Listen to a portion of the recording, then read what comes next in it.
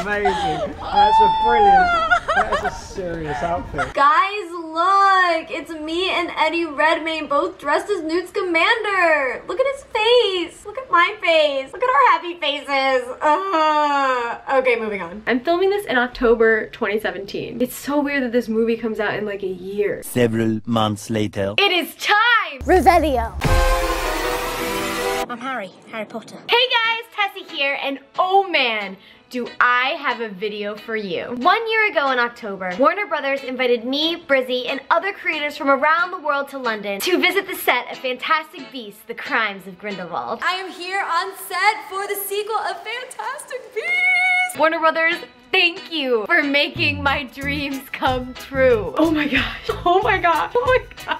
Welcome to my day on set of Fantastic Beasts: The Crimes of Grindelwald. What is my life? First on the agenda was getting a Fantastic Beast transformation. I am about to get a Fantastic Beast transformation and I'm excited. Our outfits were chosen by costume designer Colleen Atwood. Colleen Atwood? Are you kidding me? She won an Oscar for Fantastic Beasts.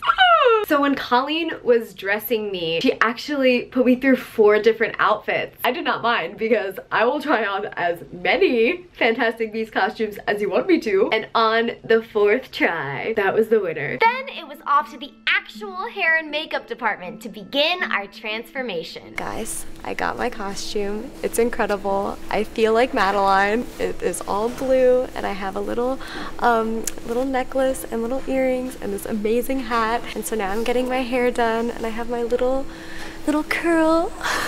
Guys, I'm freaking out. Stay calm, stay cool, Tessa, stay cool.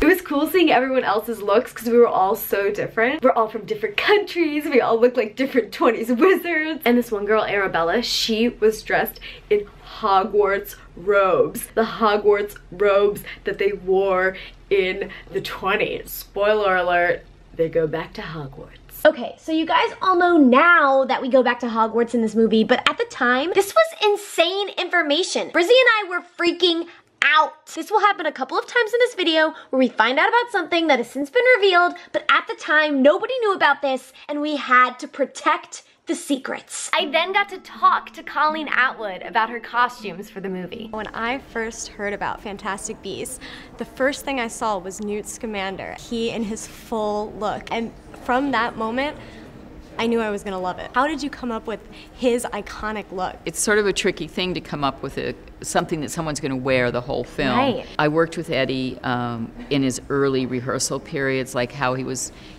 choreographing his movement and what he needed his costumes to do. And then the colors for it I came up with are kind of based, I felt like he's in the world and they're real colors, but he's kind of like a bird or a creature. Yeah. So I kind of wanted to give it that life, but still have it, you could still pass on the street and not have it be a head turner. Yeah. You know, it just had to blend. When you're creating something like that with an actor, right, to make sure that, you know, they're in the loop with you. Yeah, that it works like with what they're doing. With what they're doing. Well, thank you so much for talking to me. It's an honor to be dressed by you. Oh, thanks.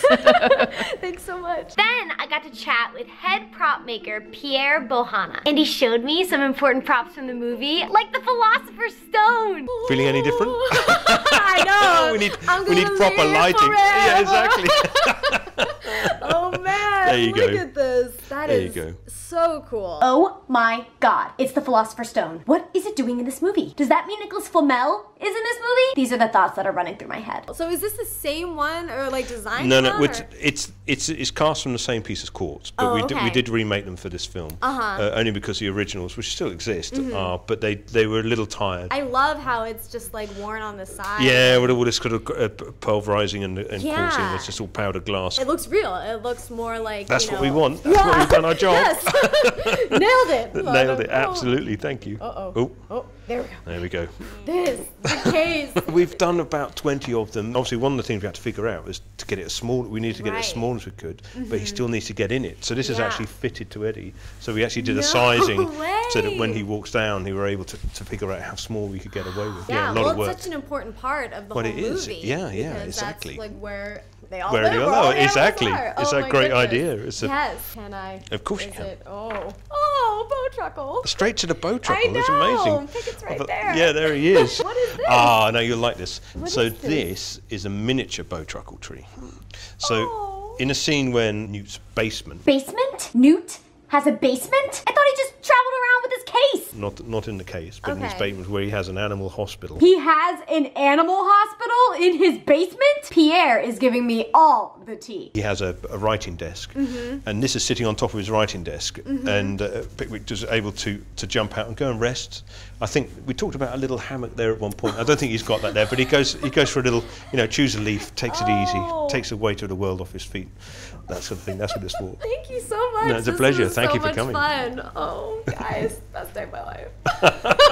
You know I love wands, so I was thrilled when I got to speak to prop concept artist Molly Soul and learn some new information about the wands for some old and new characters. Let me start with the two that we have from the previous films. This one is Newt, so obviously it's the Syrian one. It's a belemnite fossil, which is quite tough, but it's also like quite brittle. You actually hold this up to the light. In reality, they will actually be iridescent, and you can see where the squid was actually where it was alive. You can see the veins in the actual material. So we thought rather than him having a trophy element of an animal, say a bone handle, which wouldn't really suit him, he still has the element of an animal in his wand, but it's not something that would have ever been detrimental to a species. And this one is Queenie Goldstein's one. The actress Alison Siddall, she actually was involved in the design of this one. She requested that we incorporate an Art Deco element and that this be rose gold. And the idea behind this one was that there was a shell, so she as you know, she's like a legilimens, so she can actually read people's minds, and we thought maybe the shell is like a symbol of how she can see inside somebody's shell. And then we got the new characters. This one with the gold detail. This one is Flamels. Guys, Nicholas Flamel. So he's the alchemist who's been around since 14th century, you will know. He invented the Philosopher's Stone. He's actually really jolly important, but old school. So we wanted something classic for him, and hopefully that looks like, kind of like a bit antique. We got Theseus, Bunty, and Grimson. Wait, is this an actual pine cone? It is a pine cone. The idea is that she's quite a shy girl, but then she comes out of her shell when she's dealing with animals. So she's quite fearless. She'll get in there. She'll roll up her sleeve. She'll get involved. So we were thinking that may be symbolic of her being quite practical. She's into nature. We thought that might be quite fitting for her. So a lot of these are symbolic for the characters as well as I guess that's what wand lore is. It's the wand chooses the wizard because of their That's exactly right. Yeah. Oh my gosh, this was so amazing. Thank you so much pleasure. for talking to me. It's really nice to meet you. Yeah, it was nice meeting you too. Dressed and ready for magic, it was time to walk onto the actual set, the French Diagon Alley, and check out all the different shops, while also trying to find secrets and guess plot points. It was so fun. When I immediately saw these huge green screens, I was like, okay, Toto, we're not in Kansas anymore. It just felt like Paris when you were walking around, but it was also magical, and this was a live set, you guys. People were shooting that day. Things were happening all around us. I was just looking at everything and trying to remember everything so that when I see the movie, I'm like, I was there. There was a candy Honeydukes type shop. They had such cool candy, eyeball lollipops. There were these little apples, but they had these mouths on them with decaying teeth. And then we found this cart with animal whistles on them, and we predicted that in the movie, when they blow the whistle, the animal will make the animal noise. There was a Quidditch shop. They had these cool broomsticks. It was a normal broom, but instead of one broom tail, there were two broom tails. And Brizzy thought that broom had a turbo broom, but I was like, what if this is just a broom with training wheels? It was just so interesting to see the differences between the Harry Potter Wizarding World and this Fantastic Beasts Wizarding World in the flesh. And I was wondering, were these differences because of Paris or because it was in the 20s? For example, the quaffle was blue. Was the quaffle blue because that's what they did in the olden days? Or was the quaffle blue because that's what they do in Paris? Wands are called baguettes. There was this one shop that had all of these telescopes and magnifying glasses, and it was all very Ravenclaw aesthetic. I was in heaven. There was a storefront with all these gorgeous dresses. There were these huge cauldrons and I wanted to sit in them. Ooh, there was an owl room with all all these little owls, and there was this bookshop, oh my gosh, that had all these old books stacked. And then there was this cafe, kind of like the Leaky Cauldron in a way, and inside there was this big musical instrument and all these little tables, and there was like little tables outside. Like you can tell that something's going to happen like at this cafe. And then there was this little statue and all of these posters for the circus. Guys, there's gonna be a circus. And then the set kind of separated from the magical part of the set to the muggle part of the set. Part of the set was like a muggle street, and that had like a can-can theater. And then we saw the most incredible thing.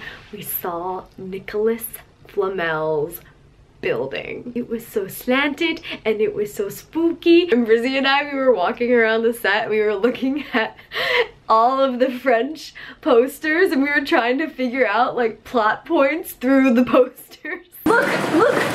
Circus! Look, Kappa! Oh, the Kappa! Malin. Right? Of the jungle, Indonesian. What comes from the Indonesian jungle? This! That's probably...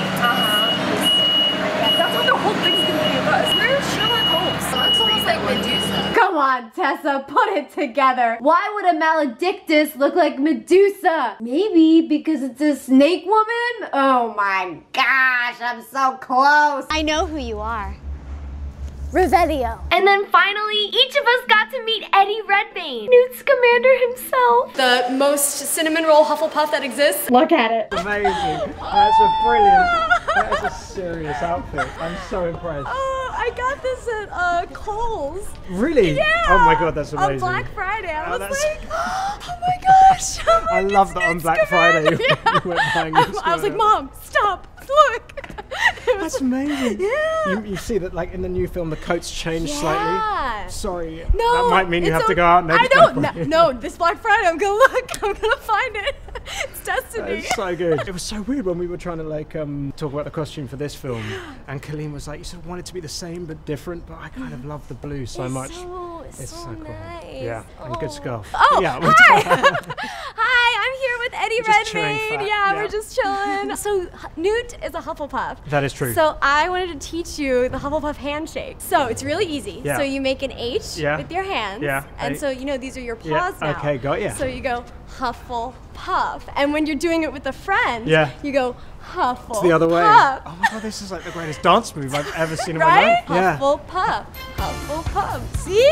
Yeah. This genuinely is the greatest dance. I've only got that. That's been my repertoire for 35 years. Now you can now add I can on the do that. Hufflepuff. It's amazing. Thank Yeah. Also, I wanted to say, Yeah. I'm friends with Jackson Bird. you. No, shut up. Yes! How is he doing? Yeah, he's great. Good. He's wonderful. And just what you said meant so much to him. Oh. And I like told him that I might meet you. And he's like, oh my gosh, I would you love send him you. my fondest. Jackson is amazing Harry Potter fan. Yeah. And his video is so influential to me. Yeah. So he's such a Oh, special he's friend. gonna love that so much. Oh, cool. Do send my regards. I will. That thing when he does all like the waffle everything. Oh yeah, Will It Waffle. He you just know? like waffle stuff, and it's like really addictive to watch. He's You go down a amazing. sort of waffle hole. Like, wow, does that waffle? We don't even really know what waffles are in England. Thank you so much So for nice. talking to Oh, me. it's a pleasure to meet you, and it thanks was for making so the nice. efforts. Oh, Yeah, amazing. Thank That you is so literally the much. greatest. Yeah. You got it. You got it down. He was like the nicest human I've ever met. The most Hufflepuff person I've ever met. And we were both dressed like Newt. I'm Tiny Newt. Guys, I danced with Eddie Redmayne. Let me teach you that Hufflepuff handshake that I totally just made up for this. You make the H. These are your paws. Hufflepuff. If you're doing it with a friend, you go opposite directions. Hufflepuff. If you're doing the puff dance, you gotta double up. And that shout out to Jackson, my heart. It was so cool to see that Jackson truly inspired him, and the Harry Potter community truly inspires him. I can't stop smiling. Do the puff dance. Do the puff dance.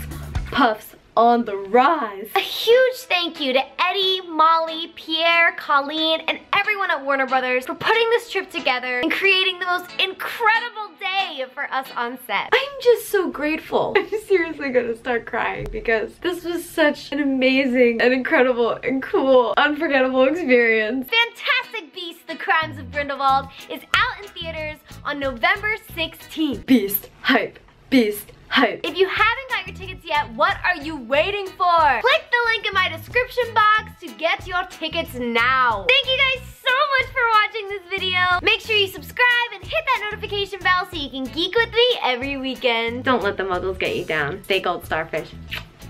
Bye.